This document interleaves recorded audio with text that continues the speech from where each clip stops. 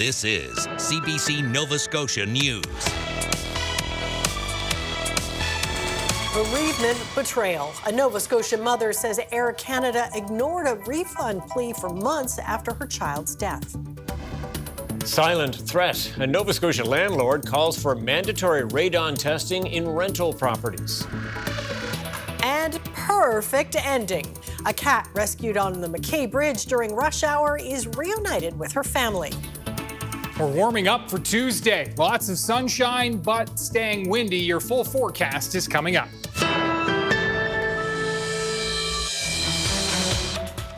Good evening. Tonight we put a human face on what happens when an airline's own rules fail.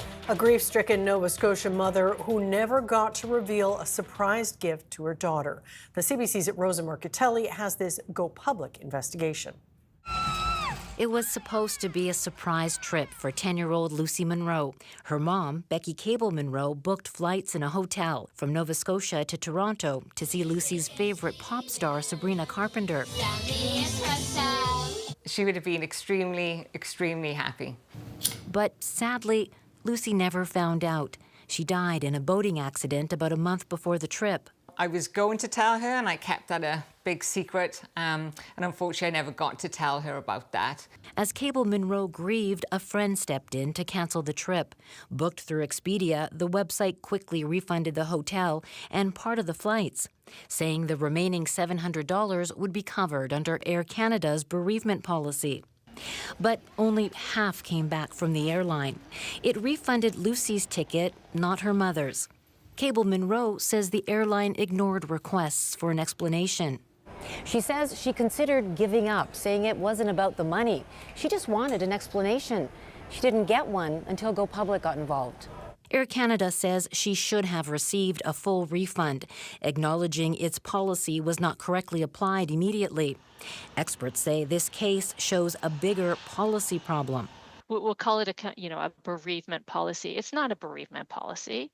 It's functional and it's minimal, not generally based upon compassion.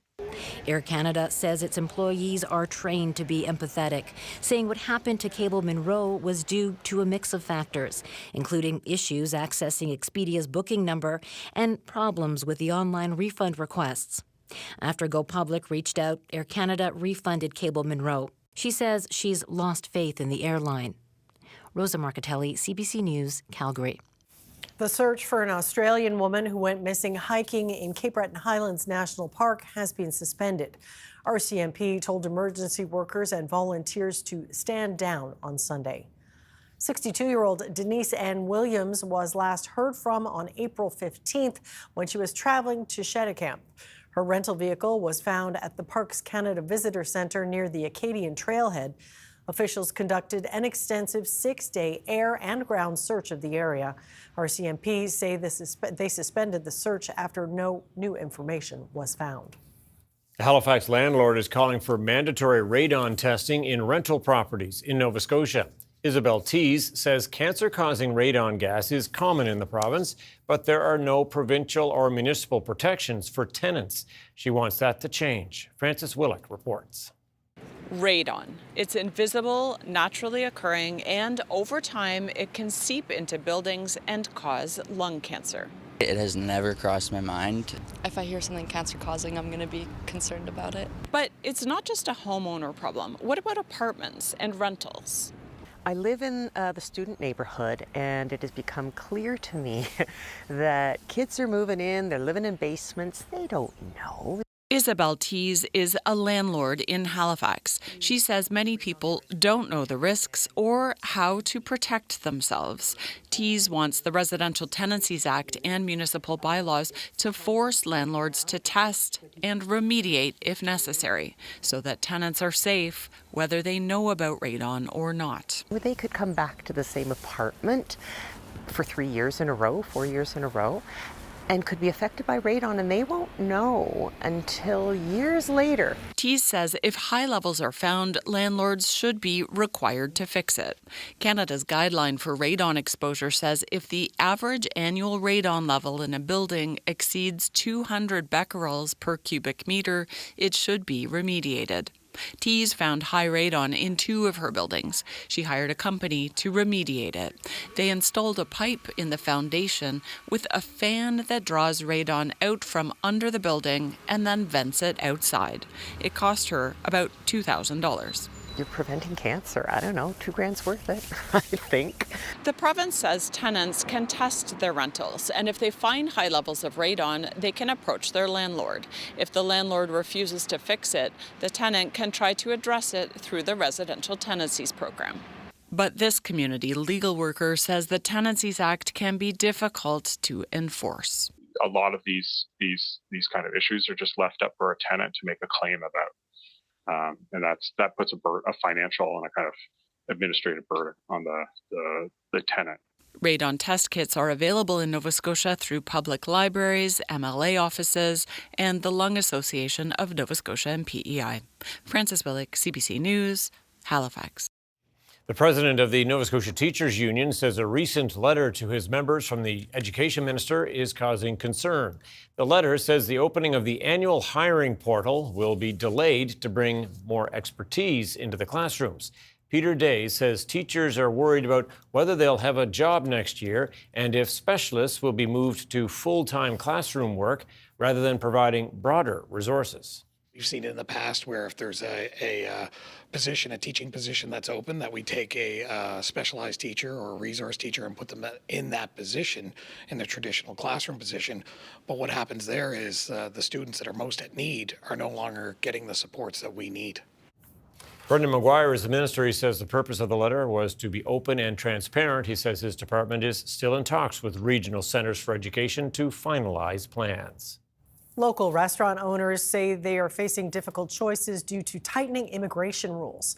Policy shifts are leaving kitchens short-staffed and forcing longtime owners to change their business models. Excuse me. CBC's Jake Piper has more. Jason Jew and his wife, Eva Young, have owned the Lotus Kitchen and Bar on Barrington Street since last September. We're exhausted. We need to hire more people. We need policy to supporting us. He usually gets help from temporary foreign workers. But in 2025, the province announced industries they are prioritizing for immigrants' permanent residency applications. The restaurant industry was not one of them. Because of that, Jew expects there to be high turnover rates at his restaurant. He's begun to hire locals for more consistency, but without a background in Asian cuisine, training can take 3 times as long. Still, they said they're confident in their staff's potential, and their hard work is worthwhile. Being my wife, it is exhausted, but it's all worth it. We just love this industry. We just love to bring the diversity dining cultures to local community. Over at the Italian market in Halifax's North End, which includes a dining area, owner Juliette Marks said hiring locals isn't always an option, especially during tourist season. There's all the downtown restaurants, like the big restaurants, they can make a lot more money than they can make here. So it's more difficult for us to recruit. There's not a lot of qualified Canadians applying. The work permit for Mark's lead server is set to expire in August. Mark said without his expertise in the dining room, she may have to move to a full takeout model. Yeah, I know that sounds really dramatic. It's a little dramatic. But, you know, we're about customer service. I mean, if you're not served well, you're not happy. You're going to leave. Mark said she'd like to retire, but before she hands the business over to her 23-year-old son, she said she needs to make sure he has consistent staff. Jake Piper, CBC News, Halifax.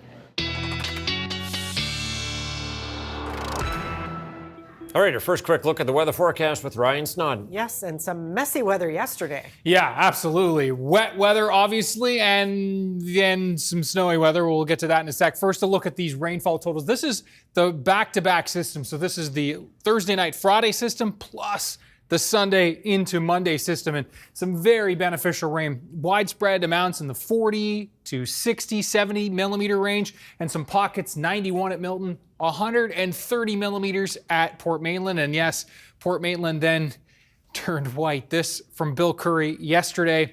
And yes, obviously up into the Cobequid Pass as well. Heard there was some plows on the road up in that neck of the woods. So yes, thankfully none of that tomorrow. Beautiful day. Temperatures are going to be ranging between Well, widespread 16 to 20, and of course those southwest winds, 30 gusting to 50 kilometers per hour, are going to keep temperatures cooler along the Atlantic coastline. Single digits right along the coast, but warmer just inland, so get inland to find the warm stuff. Good advice. Thanks, Ryan. Thank you. The province is looking for interest in an affordable housing development on part of the old Truro Hospital land. The property near downtown was home to Colchester Regional Hospital until 2012. Private companies, nonprofits, charities, and housing cooperatives are eligible to put forward proposals. A new Truro courthouse could also be built on the site. A fan recently got the chance to join a Truro hockey team on the ice at the Rath Eastlake Community Centre, but not in the way you might expect. Linus Mulhern tells us what happened. Fans were pretty excited when the Truro Bearcats won the MHL Cup. Wait, what just happened? Watch that again. That's a kid falling through the glass onto the ice after his hockey team won the Maritime Junior Hockey League Championship. That kid is Keegan Ettinger, and he's a big fan of the Bearcats. Here's what he had to say about joining them on the ice. I was shocked, and because I look up and I see all the hockey players, everyone was up and out of their seats excited. People were banging on the glass, shaking on the glass, so it's kind of why I think the glass went flying. Funny and shocking at the same time. Keegan's mom, Sherry, didn't find it as funny. Safety. They can't even keep an 11-year-old kid safe at a hockey game. We reached out to the RECC rink where all this happened, asking if they'd addressed any safety issues after the incident, but they didn't get back to us. For his part, Keegan says he's excited for the team's next season and hopes that he'll stay firmly on the right side of the glass. Linus Mulhern, CBC News, Halifax. On Sunday, dozens of people celebrated the Bengali New Year and Asian Heritage Month in Halifax. People enjoyed traditional food, music, and dance at the St. Mary's Boat Club. Janatun Mudasir was a vendor at the event. She's the owner of Best Choice, which sells traditional Bengali clothing. She says it's important for her kids to celebrate and embrace their culture. Actually, I think that every people have different culture. So that's why if you try to carry your culture for your next generation, so it is most important to celebrate with your whole family. Bengali Heritage Month runs April 14th to May 14th. Well, like many morning rush hours, traffic on Halifax's Mackay Bridge came to a standstill on Friday, but not for the reason you'd expect. A Good Samaritan stopped traffic to rescue a cat that had somehow made its way onto the busy bridge, traveling more than 40 kilometers from its home in Elmsdale. Have a look. I didn't hesitate. I did exactly what I think everybody should have done. It was right place, right time, headed to work, normal day, but seeing some people slowing down and noticed a cat making its way across the bridge. So I stopped and put my four-ways on, and other, commuters definitely helped by slowing down the traffic and stopping. And I went and tried not to scare her off the side and scooped her up and got her in my car and drove her to my office at Scotia Fuels. We're all a bunch of animal lovers, so she made the day extra interesting and fun, and we had an office cat for the day, so that was wonderful. She's very sweet. Not sure what brought her to the Mackay or what she, experienced before I picked her up. That's a $1 million question, I think. I'm pretty sure everybody that's been tracking the story would love to find out and know how she got there. I'm guessing that maybe she got in the vehicle and hitched a ride that way. Franco, she's an indoor-outdoor cat. She's been like that for many years. And the morning of the rescue, she wasn't home in Elmsdale, and we kind of got worried. So that evening, we saw the post randomly on Facebook, and we were able to notify the rescue that was our cat, and we were reunited. It was pretty surreal. I mean, we live 40 minutes from the Mackay Bridge, and seeing and noticing that it was our cat that was on the Mackay Bridge was, like I said, surreal. It just didn't make sense to us at the time, but the lady that got out to rescue her, we were super grateful. And then obviously the rescue themselves, they've been super helpful in getting us back to the cat, and it's been great. So we're happy to have her home.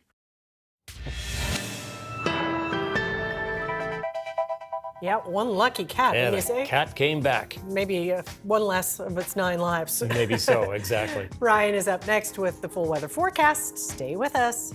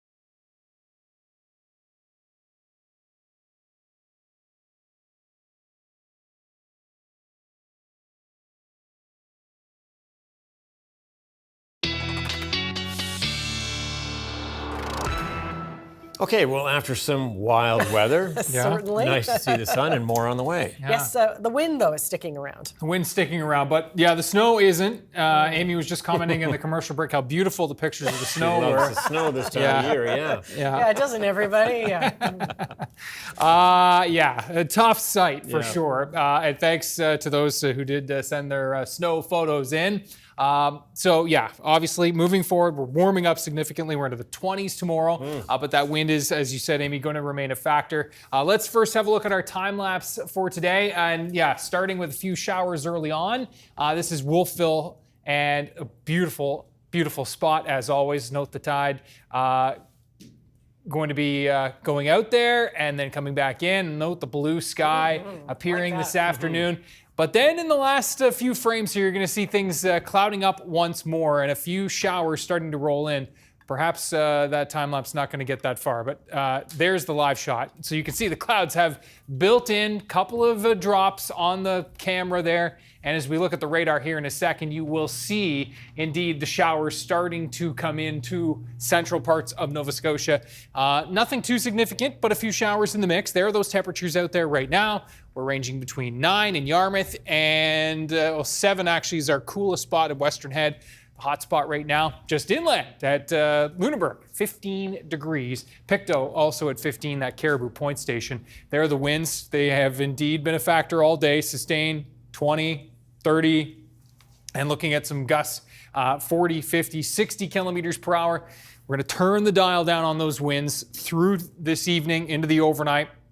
And we're going to turn them back up again for tomorrow, and they will be a factor. There are the showers that I just mentioned, starting to march in through central parts of Nova Scotia, from Amherst down through Halifax County in the last little bit here, and then pulling all the way down towards Shelburne County as well. Not much here as this little wave does shoot through. Along this warm frontal boundary, we're going to be seeing temperatures bumping up again. We're into the warm sector of the system, cooler air swinging back down, and this is going to be the next it appears 10 days or so is going to be a real struggle here through the interior part of the country, including the Great Lakes, with far cooler temperatures than normal.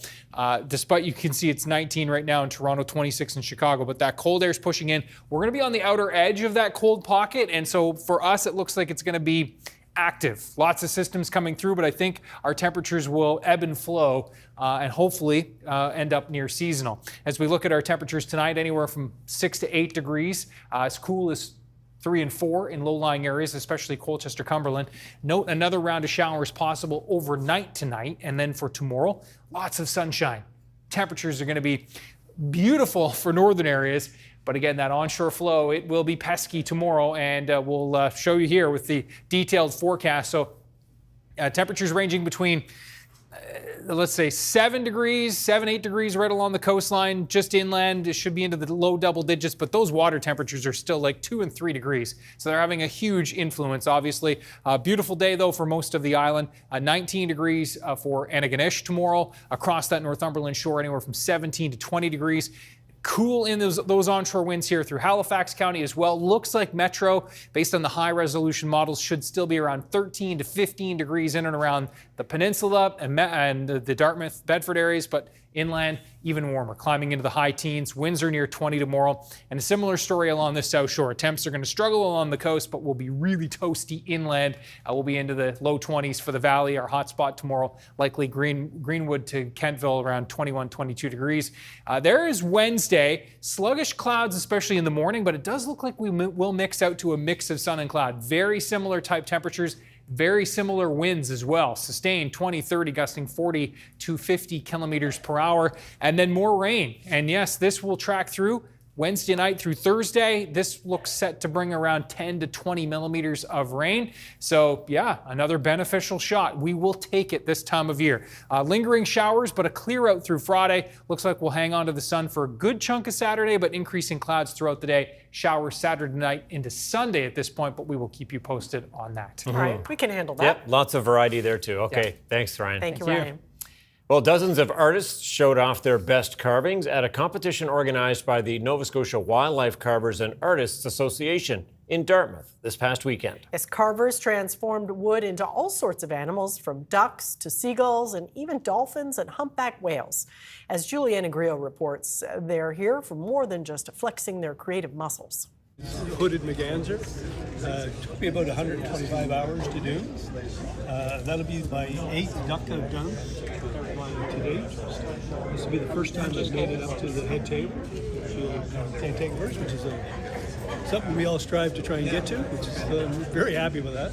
He's one of dozens of competitors at a carving competition in Cole Harbour. The veteran has been carving on and off for decades. What started as something to kill time while in a submarine has now grown into a hobby. And judging by his first and third place finishes, his efforts are paying off. He's not just here for prizes, though. I've got a number of pieces in the show today that are things that I made for my girls. They're adults today, but they love Christmas, they love Halloween, so I'm always doing stuff like that for them. Danielle Flory has only been carving for 2 years, but ever since she tried it, she hasn't stopped.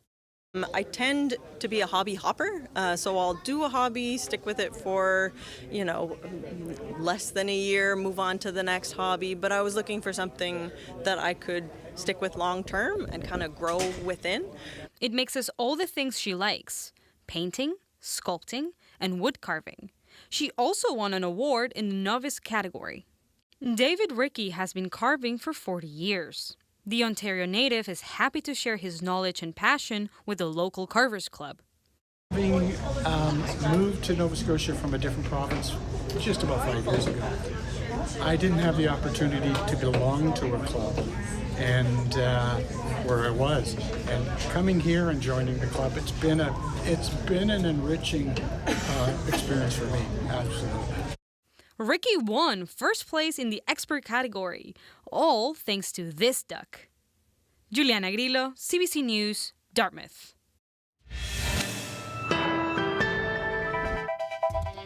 Coming up, after a recent diagnosis, Nova Scotia Senator Stan Kutcher is stepping down.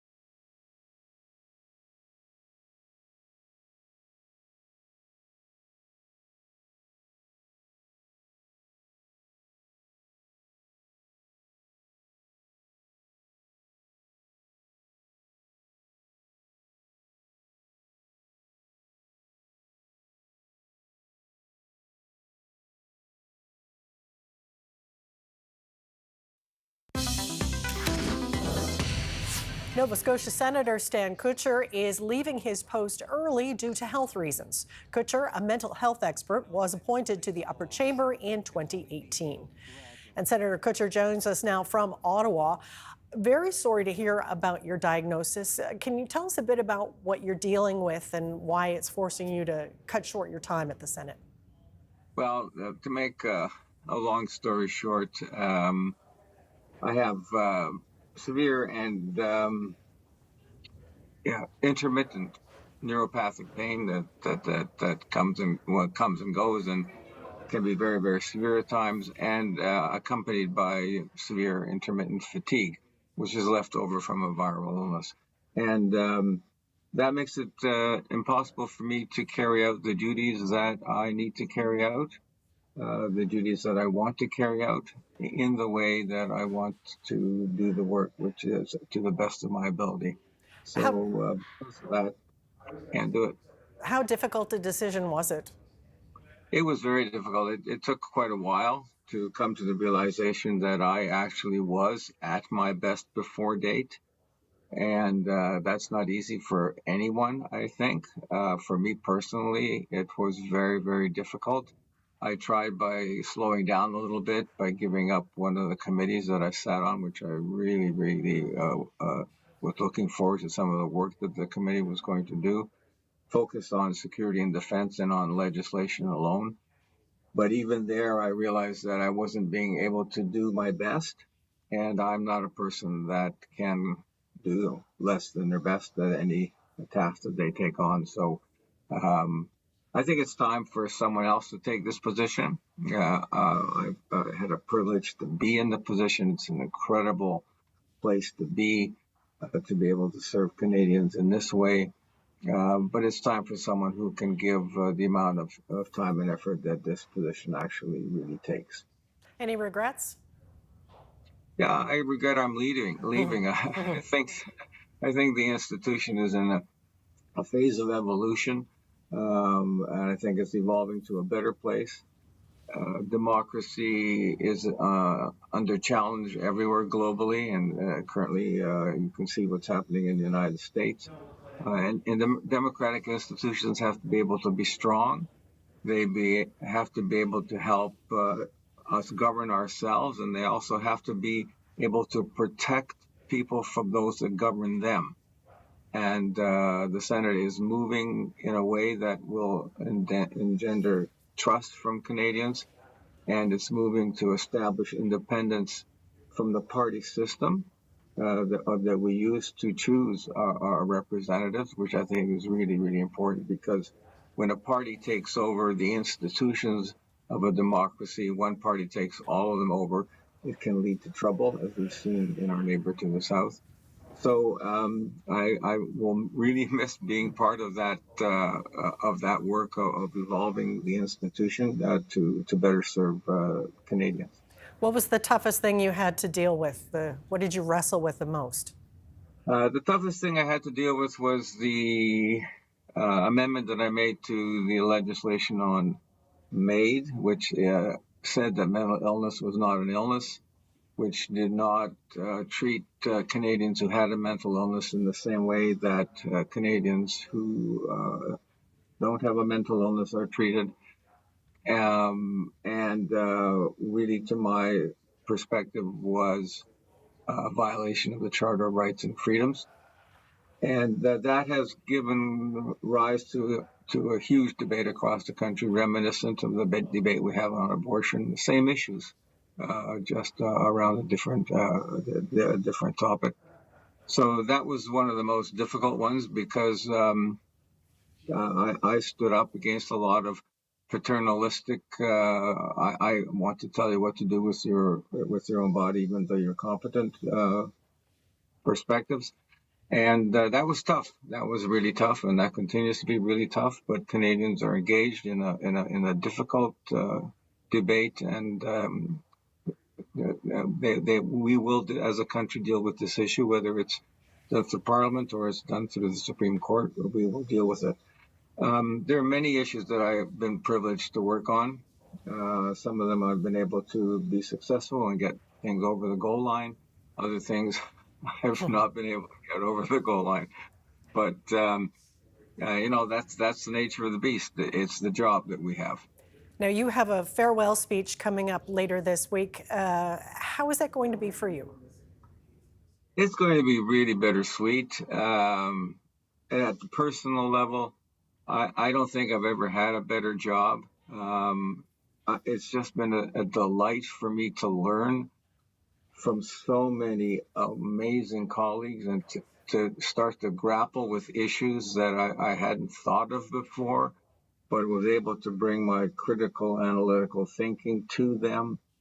I made some very close friends here in the Senate, and those were friends that I will hold dear for the rest of my life. I've been just so privileged. I'm one of 105 women and men in this country of over 40 million people who get to work on what Canada is and to work towards what Canada should be, a country which celebrates diversity, which celebrates who we are and the messiness of bringing all those good things together to build a place where people can feel that they belong. Well, Senator Kutcher, thank you so much and all the best going forward.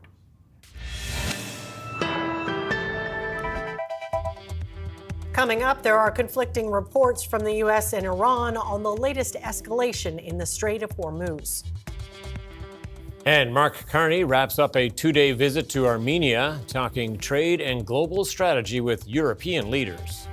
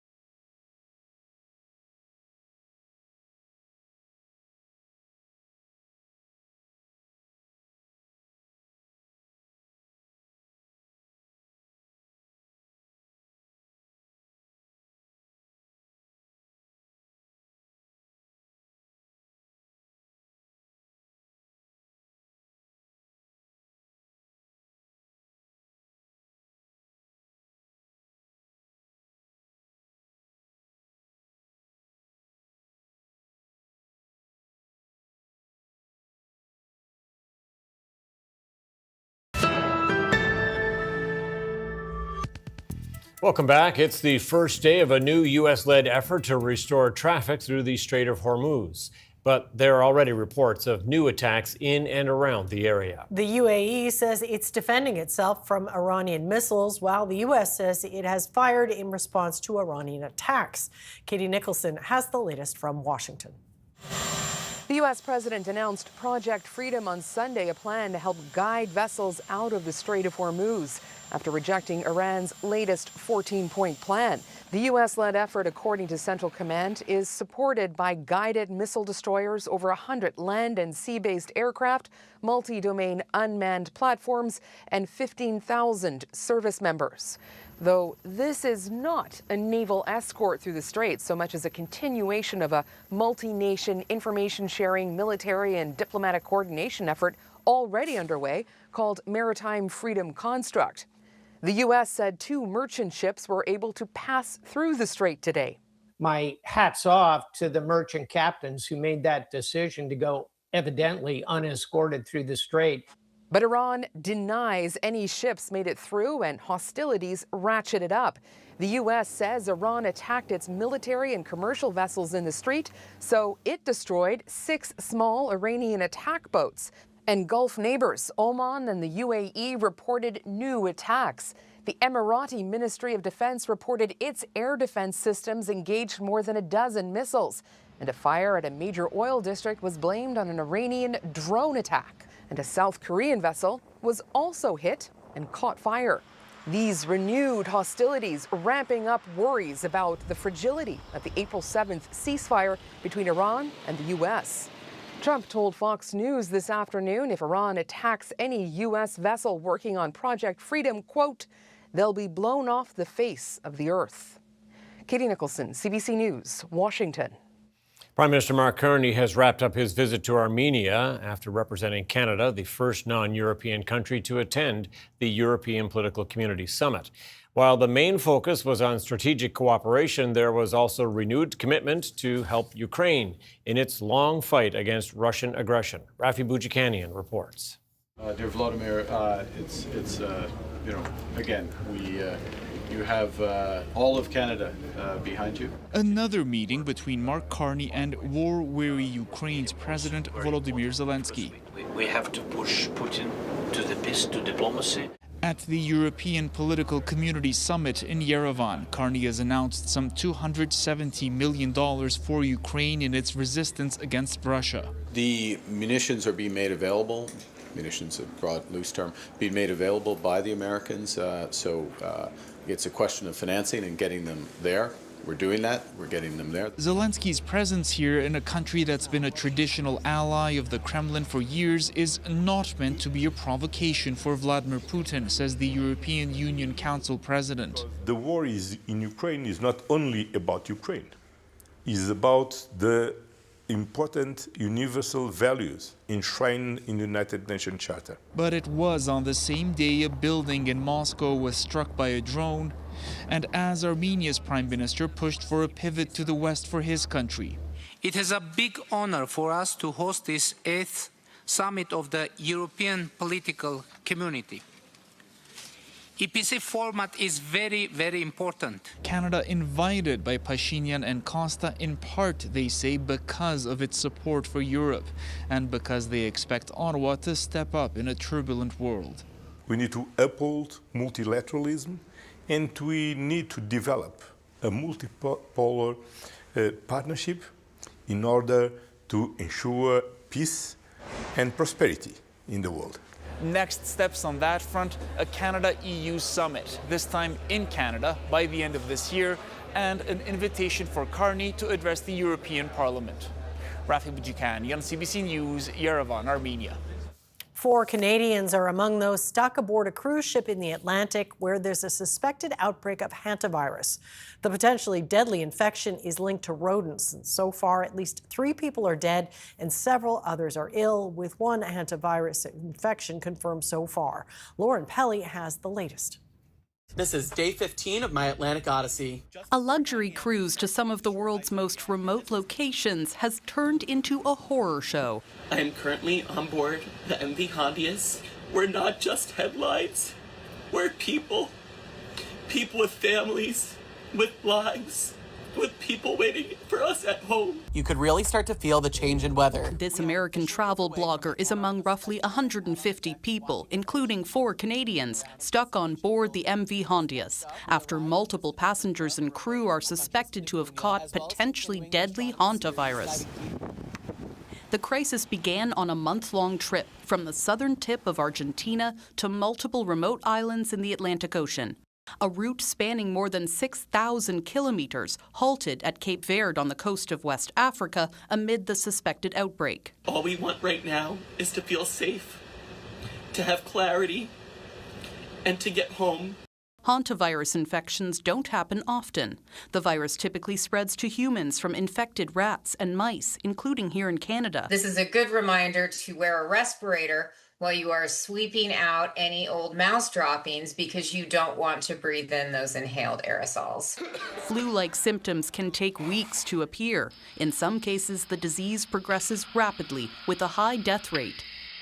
So far, at least 3 people from the cruise have died, including a Dutch couple. Multiple others are sick, and a passenger evacuated to South Africa became the first individual to test positive. More tests are underway to see if it's a particular strain from South America that's already been linked to human transmission. Based on the Argentinian history, etc., and the travel history of these individuals, we will still do the confirmation to see whether it is a South American variant. The ship's crew is now trying to dock in the Canary Islands. World Health Organization officials say the overall risk to the public is low. Lauren Pelly, CBC News, Toronto. Ottawa is once again offering a lifeline for industries hit hard by U.S. tariffs. Federal ministers announced up to $1.5 billion to help steel, aluminum, and copper businesses stay afloat. Kate McKenna reports. Another lift from Ottawa to help businesses like this one under siege. I'm proud to announce $1 billion through the BDC to support the steel, aluminum, and copper sectors. Low-interest loans repayable after 3 years, and another $500 million to help businesses pivot in the face of devastating sectoral tariffs from the U.S. This is a tariff war, and we got to protect our industries. Last month, the U.S. started charging more tariffs on products using steel, aluminum, and copper, meaning some Canadian companies are paying more. What we have seen is a renewed urgency now in our customers. Our Canadian customers are getting hit by tariffs in a deeper way than they ever have to date. In some cases, companies went from having a tariff of maybe 2 or 3 or 4% to 25% right overnight. It really caught everyone somewhat off guard. 90% of what we manufacture goes directly to the U.S. from coast to coast. So for us, this is critical. This company produces the bodies of dump trucks. It's been in business for 45 years, but now faces an existential threat. It might not be viable if nothing changes. General Manager Nathalie St. Pierre says these loans help, but she's hoping the government makes a deal to get permanent tariff relief. It's going to be something to help go through this difficult times in the hopes that they will negotiate something that will bring back some type of normalcy. So today's announcement from the Liberal government was a clear admission that the Liberal government has failed to deliver yet again a deal on the tariff dispute despite thousands of job losses. It's now been 13 months since the original tariffs were introduced, and the Canadian Steel Producers Association says shipments to the U.S. are down 60%. Canadian officials say talks continue with the Americans, but there are no signs of an imminent deal. Kate McKenna, CBC News, Ottawa. Canada's Auditor General says there's been a lack of accountability when it comes to funding provided to First Nations. The former Trudeau government provided billions of dollars that were supposed to be monitored by a government department. We found that Indigenous Services Canada did not effectively implement, monitor, or assess the initiatives it committed to. While the department introduced 10-year grants and payments were aligned with funding agreements, it did not consistently monitor whether grant recipients remained eligible for funding. More than $6.5 billion in grants has been distributed, but the department did not know whether the grants were achieving intended outcomes, including reducing socioeconomic gaps between First Nations and other Canadians. The audit discovered that less than 40% of grants had annual updates on financial performance. A wellness trend is heating up in some of Canada's biggest cities. It has people of all ages ditching drinks and prioritizing their health and rethinking what a night out looks like. Ina Sidhu has more on these sober sauna raves. With a DJ, a dance floor, but no alcohol, these sauna raves are reshaping a typical Saturday night. They're done by 9:30. I'm tucked into bed by 10, and it's the perfect elder millennial experience. It's nice to go to a place like this and actually get restored other than just like absolutely being destroyed. Instead of bar hopping, people cycle between intense heat and icy cold plunges. I think the wellness meets club really works for a lot of people. Primal in Calgary says the shift reflects a broader trend as younger Canadians drink less and look for new ways to connect. Usually they're earlier in the evening, so they're not till 1 or 2 in the morning. Usually we try and do like at 7:30 to 9:30 p.m. Hot and cold therapy itself isn't new. It dates back centuries. Traditionally, saunas are quiet, even meditative. But pairing the ritual with music and community is what's drawing new crowds. As an outsider, it's like, okay, parties and saunas, like, what? What's going on here? Othership in Toronto says business is growing. Every few months, they host large, sober dance parties. Spice Girl Mel C was brought in as a celebrity DJ by the company at its Daybreaker event in New York. It's just got a sexy sort of vibe. You know, the lighting is all red and it's all low lighting. Despite the fact that people are in their bathing suits and like there's a level of vulnerability that's required there, it's low light and it just like feels safe to be in this space with one another. And it's not just a Canadian trend. The sauna is replacing the pub as a social place to gather. That's happening not just in North America, but in the UK and Japan. Experts say it's part of a booming wellness economy. Health and wellness is perhaps the #1 consumer priority. Giving people a chance to party or unplug alcohol-free. Ina Sidhu, CBC News, Calgary. The Montreal Canadiens are moving on to round 2 of the playoffs. They knocked out the Tampa Bay Lightning in a series that went right down to the final seconds of Game 7.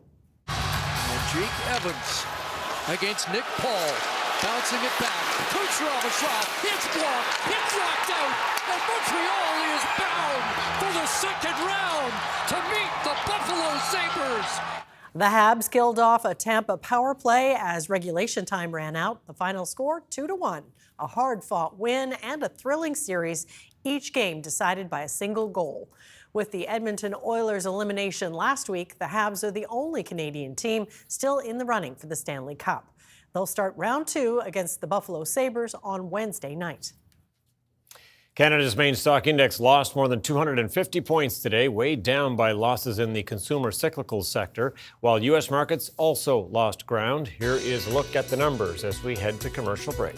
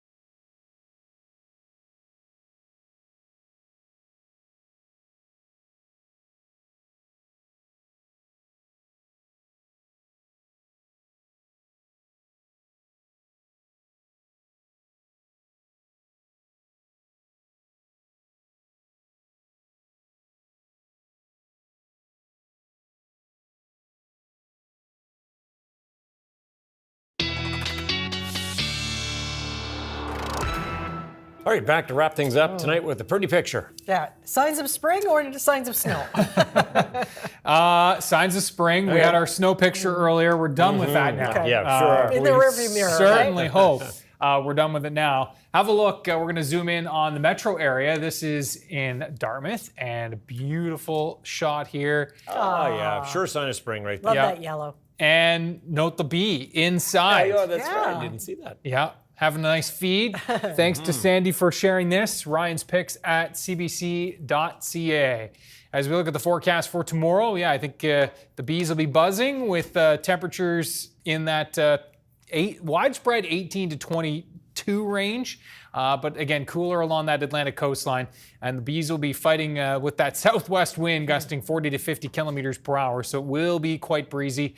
As we look ahead to Wednesday, a similar story temperature-wise. A little bit more cloud cover in the mix, especially into the late part of the day. And actually early on as well, I expect it'll take a little bit of time to mix out to a mix of sun and cloud. And those southwest winds will be gusting 40 to 50 kilometers per hour on Wednesday as well. So bit of a breeze the next couple of days. As we look at that outlook, there's that chance for showers this evening into the overnight. Tuesday, lots of sunshine from the get-go, and it is going to be just a terrific day. As you look into Wednesday, again, that cloud cover a bit sluggish, especially in the morning. This model showing some of that high cloud cover starting to build in even into the afternoon. And then we are looking at that next system that's going to be moving in from west to east. Looks like some rain for as early as Wednesday evening in the Yarmouth area, and then that will track eastward into the overnight and Thursday. That system looking set to bring around 10 to 20 millimeters of rain.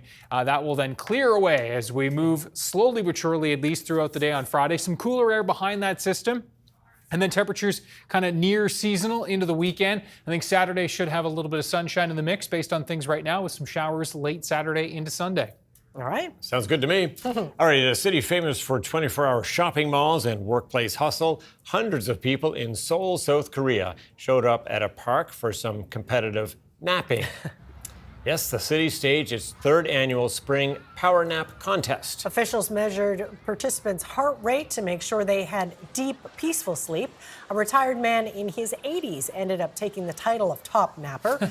The sleep competition is meant to underscore the chronic issue of sleep deprivation in South Korea. Data shows the country is regularly one of the most overworked and sleep-starved nations in the world. Gotta get your sleep. Get some rest. Yeah. Nap helps. Okay, that's it for us tonight. Thanks for watching. We'll see you next time. Good night. Good night.